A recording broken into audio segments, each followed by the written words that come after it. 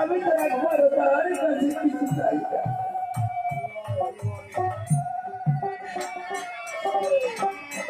আমাদের সুন্দর মানব জনক দিয়ে পাঠিয়েছে। দেখুন, একটা পশু যদি গোয়ালে বাঁধা থাকে গরু, এই হরিণ আমার সংকীর্তনে শুনে সে যদি ছুটে আসতে চায়, মালিক কি তাকে কখনো আসতে দেবে? বাবা, আসতে দেবে না। মালিক তাকে আরো শক্ত করে ধরে বেঁধে রাখবে। আর আমার জন্য আমার দয়াল হরিণ